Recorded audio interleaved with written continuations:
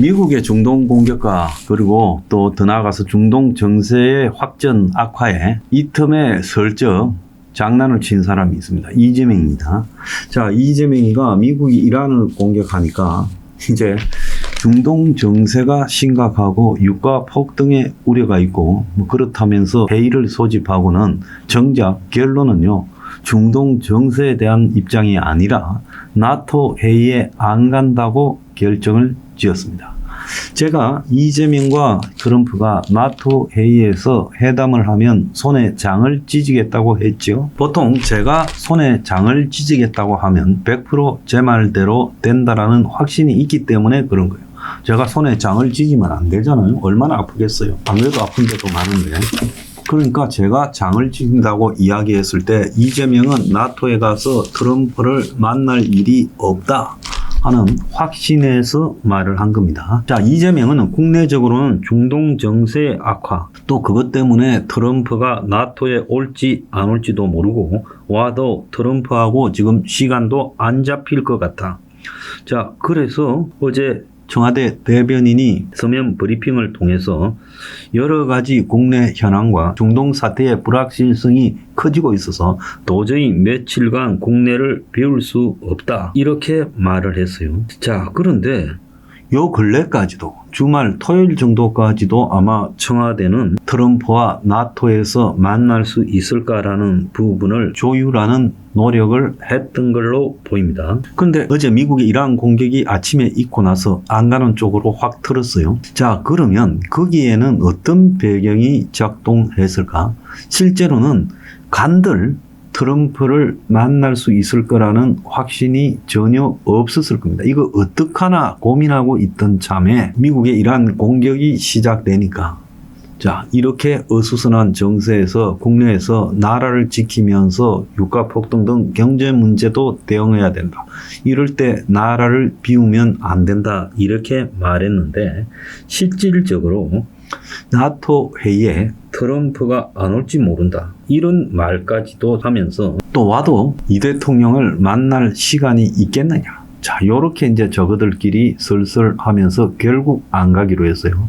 근데 결론은 안 가는 걸로 됐는데 처음부터 가지 말자라는 게 이재명 정권의 자주파, 친북, 친중, 친러파들의 입장이었다는 거예요. 그런데 이재명이가 트럼프를 한번 만나고 싶어서 갈라 했고 G7에 만났으면 나토에 안 갔을 거예요. G7에서 못 만나고 왔어요.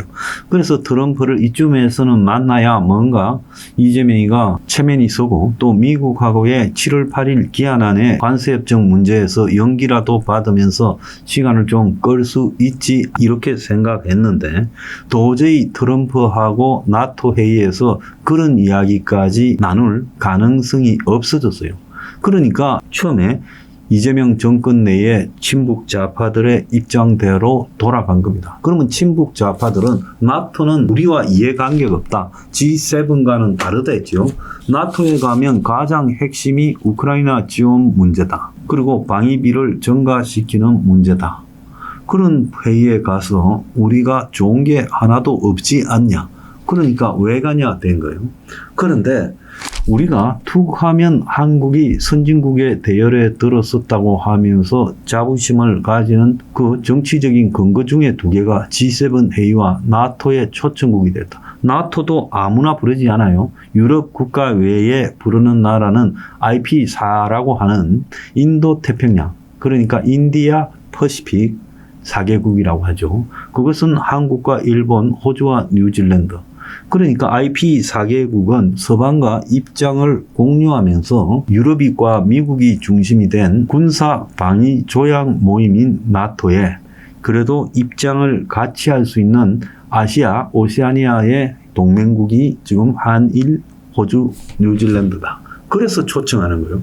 그래서 지금 2022년에 초청하기 시작했고 윤석열 대통령이 그 부분에 대해서 3번이나 자기 임기 내에 나토 회의에 참석을 했어요. 그래서 그것은 크게 보면 한국이 미국과의 관계가 흔들리는 속에서 한국이 나토에 깊숙이 개입하고 또 일본과 더불어서 아시아판 나토 체제를 만들어서 유럽 나토와 아시아판 나토가 같이 연대하는 이런 구도를 만드는 게 한국의 안보에도 도움이 되지 않겠나, 이런 관점에서 지금 한국이 나토에 지속적으로 참여하고 공유하는 겁니다. 그래서 한국이 나토의 이해관계인 우크라이나 문제에도 일정하게 출연을 하겠다고 이야기를 하고 있지요.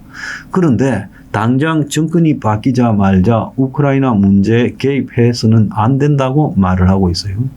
좌파들은요, 지금 우크라이나와 러시아에서 러시아 편입니다. 이게 참 희한한 게 한국의 극우들도 러시아 편이에요. 한국에는 그래서요, 극좌 극우가 동시에 러시아 편을 들고 있어요. 자, 그런데 러시아 전쟁에 북한이 참전을 했죠. 저는 안 가는 이유 중에 핵심적인 게 이 문제라고 보고 있습니다. 2만 명이나 참전했어요.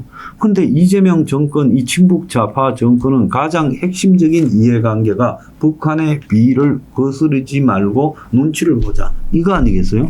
그런데 북한군이 러시아군과 동맹이 되어서 북러 연합군이 지금 우크라이나에서 싸우는데 우리가 그 반대 진영인 나토에 가서, 자, 나토가 직접 참전은 안 하지만 물신양면으로 우크라이나가 지금 무너지지 않아야 그 나토 유럽국들이 안전하다고 보고, 그래서 우크라이나를 일종의 안보 방파제로 생각하면서 우크라이나의 전투기, 탱크부터 미사일, 온갖 무기들을 나토국이 다 돈을 내서 주거나 아니면 쓰던 거를 주고 그러지 않아요?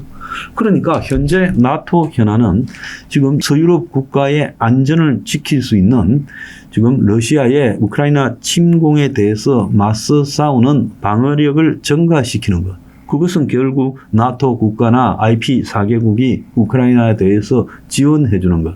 그것이 이번 나토 회의의 핵심이라는 거예요. 근데 한국 입장에 보면 지금 한국이 나토 회의에 이재명이가 가면 결국은 북한을 자극하는 문제가 될 수 있다. 왜 북한을 자극해야 되느냐? 그리고 또 기본으로 저것들은 친러, 친중, 친북이기 때문에 러시아를 자극할 일도 없다라고 말하면서 거기 갈 필요가 없다라는 입장을 지속적으로 이념적 관점에서 가져왔지요. 자, 그래서 지금 미국 전문가들은 한국의 이 나토 회의의 불참에 대해서 실망스러운 결정이고 중국과 러시아에 잘못된 신호를 주는 것이다라고 지금 일제히 이야기를 하고 있어요. 그래서 트럼프 못 만나니까 안 가지만 북한을 의식했을 거라는 이야기까지 나오고, 한국 이재명 정권 내부의 좌파 세력이 중국, 러시아, 북한을 의식해서 나토 참가 취소를 밀어붙였을 거다. 자, 그러면서 결국은 한국은 나토 회의에서 중요시하는 지금 핵심 과제에 대해서는 아무런 한국 좌파 정권은 관심이 없고, 그래서 서방의 공통된 이해관계를 가지는 정부들끼리의 연합에 관심이 없이 오히려 북중러와 같은 독재 국가에 더 가까이 기울어 있다라고 생각을 하는 겁니다. 그래서 예상을 못했던 것도 아니고 실망스러운 결정을 했다라고 말하면서 국제사회는 나토의 순간이 지금 왔다면서 서방 동맹국들 사이에는 이번 나토 회의가 매우 중요하다라고 주목하고 있는 가운데 이재명이 나토에 불참하는 희대의 악수를 뒀다는 거예요. 그래서 솔직히 말하면 트럼프 못 만난다. 첫 번째. 두 번째는 트럼프가 나토 국가에 5%까지 방위비를 올려라. 한국은 방위비가 얼마냐 하니까 이거 한국 통계에서도 같은 신문에서도 달라요. 조선일보는 지난 토요일은 2.32% 했다가 오늘은 한국이 GDP 대비 방위비가 2.56이라고 말하고 있어요. 그러니까 한국 내부에서도 한국의 GDP 방위비가 얼마인지 정확하게 모르고 있어요.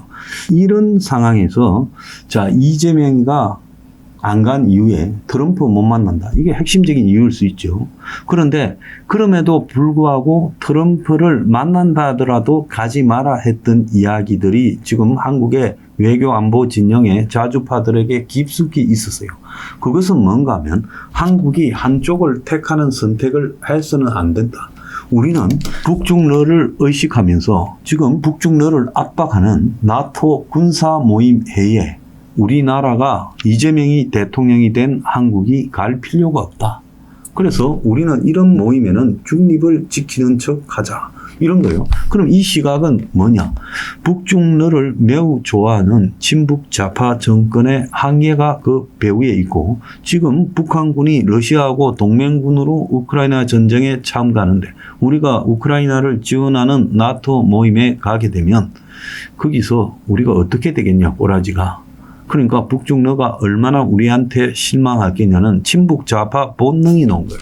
그래서 트럼프 불참이라는 부분은 하나의 이유가 될 수 있지만 그건 핑계고, 궁극적으로는 한국의 색깔을 분명히 해외에 드러내는 계기로 작용하고 있다는 겁니다.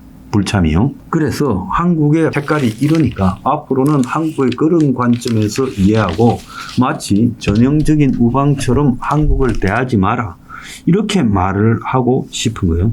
그러니까 미국에서는 지금 당장 나오는 이야기가 한미회담이 이제는 6월 달에는 걸렀고 7월 달에도 한참 밀릴 거다. 일부러 트럼프가 이재명을 불러서 회담할 리는 없을 것 같고, 그렇다고 또 다자 회담이 7월 달에는 없다. 자, 그런데 이제 그 사이에 7월 8일 한국에 대한 관세 시한 유예가 끝난다. 자, 그렇게 될 때는 어떻게 할 거냐? 이제 이렇게 지금 묻고 있어요.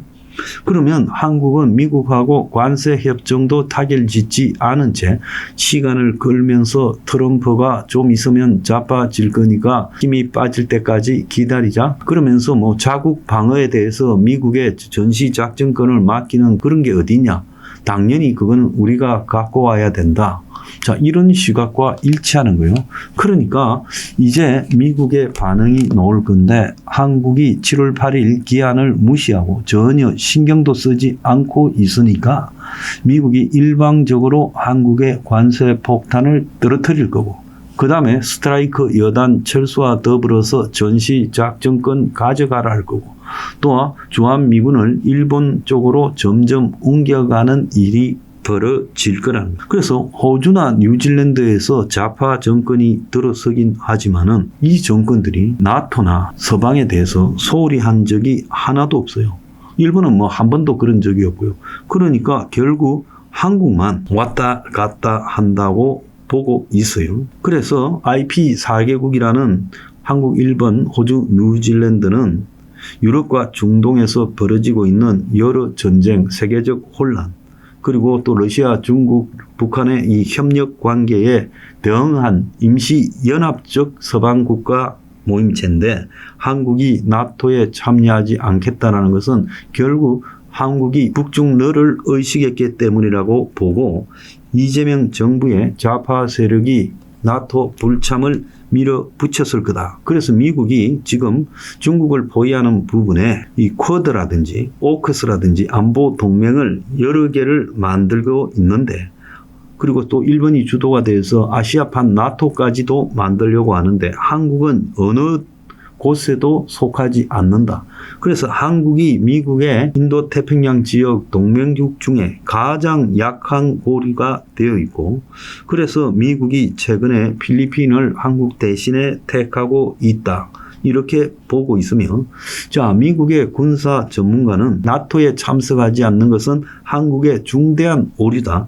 한국이 민주주의 무기고로서 역할을 계속할 건지, 아니면 여기서 이제 빠져서 북중러를 의식할 건지, 그런 선택의 상황에 내몰릴 거다라고 이야기를 하고 있어요. 그래서 한국이 그야말로 미국과 유럽 서방국들에 의해서 낙동강 오리알로 고립될 수 있고, 한국이라는 나라의 성격이 국제 전체주의 국가 북중러의 우호적인 그런 정권이 지금 한국을 장악했다고 보고 있다는 거예요. 그래서 유사시에 한국을 방어해야 될 유엔의 성격이라는 것도 결국 우방국이 그때 다 6.25 때 참전했는데, 한국이 이제 문제가 생기면 그야말로 빠지려고 하지 않겠느냐, 그렇게 보면서 다른 서방국들이 누가 한국을 도우겠느냐 이렇게 지금 이야기까지 나오고 있어요. 그래서 트럼프가 나토에 짧게 머문다라는 핑계로 한국과의 회담을 거절한 걸로 보이고 G7에서도 안 만나고 가버렸고, 그래서 이게 지금 한국 차가 20% 이상 지금 미국 판매가 빠지고 있고, 또 한국에 7월 8일 관세 협상 시한이 다가오고 미군 축소라든지 더 나아가서 전시작전권 이양을 넘겨주는 문제까지도 전개되고 있는데, 한국은 마치 트럼프가 한국에 대해서 관세 유예 기간을 연장할 거라고 스스로 지금 자기 꿈에 빠져 있다는 거예요. 그래서 전체적으로 이번에 이재명의 나토 회의 불참은요, 한국이 서방 동맹국 사이에서 고립됨을 의미하고, 그 원인은 친북 좌파 그리고 전체주의 독재 국가에 대한 우호적인 관점 때문이라는 거예요. 자, 이재명이 사고를 치고 있습니다.